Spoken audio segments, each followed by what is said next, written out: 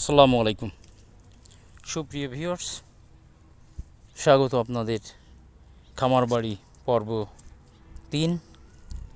এই মুহূর্তে আপনারা দ্বিতীয় ভিডিওতে যেটা দেখেছিলেন আমাদের এই শশা গাছ, এই দেখেন এই পাশে এরা শশা গাছ অনেক বড় হয়ে গেছে। আর আমরা যে ঢ্যাঁড়সের রোপণ করেছিলাম সেই ঢ্যাঁড়সের ফলনটা, গাছটা দাঁড়িয়েছে ইনশাল্লাহ। তো এখন এখানে প্রয়োজন হবে করা, ওই সার দেওয়া, যেটা আপনারা জানেন সাধারণত। আর মূলত যে বিষয় আর একটা যেটা লক্ষণীয়, আপনারা গত সপ্তাহের ভিডিওতে দেখানো যেটা হয়নি সেটা হচ্ছে আমি বলেছিলাম ঘাস রোপণ। এই দেখেন সেই ঘাস রোপণের যে দেখছেন আপনারা, ঘাসের ডগা কাছাকাছি এসে দেখাই, এই দেখেন ফোট ছেড়েছে। এই ঘাসগুলো হবে, কিন্তু এখানে প্রয়োজন হবে সার দেওয়া। তো আজকে মূলত এই হওয়ার ফলে, বর্ষা থাকার ফলে সকালে আসতে পারিনি। আজকে শুক্রবার, সার দেওয়ার কথা ছিল কিন্তু দিতে পারিনি। তো সেই দৃষ্টিকোণ থেকে গাছটা আর একটু বড় হওয়ার কথা ছিল, গত সপ্তাহে যদি সার দিতে পারতাম। তো এই অবস্থাতেই সারটা দিলে ভালো হয়।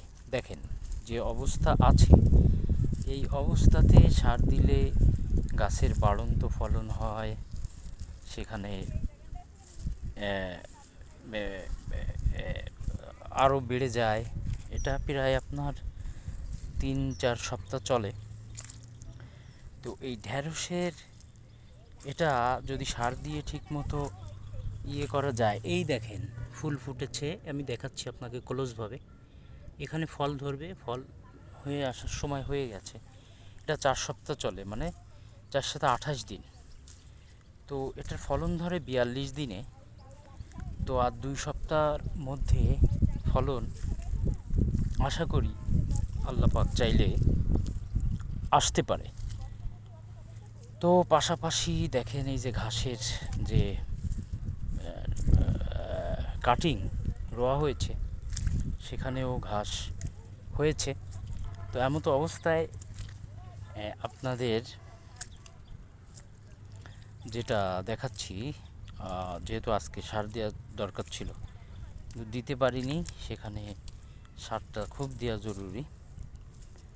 তো এই জরুরি অবস্থায় সার আপনারা, আমি হয়তো সামনের সপ্তাহে সারটা দিব, আপনাদেরকে দেখানোর জন্য নিয়ে আসলাম। ও সিদ্দিক ভাই,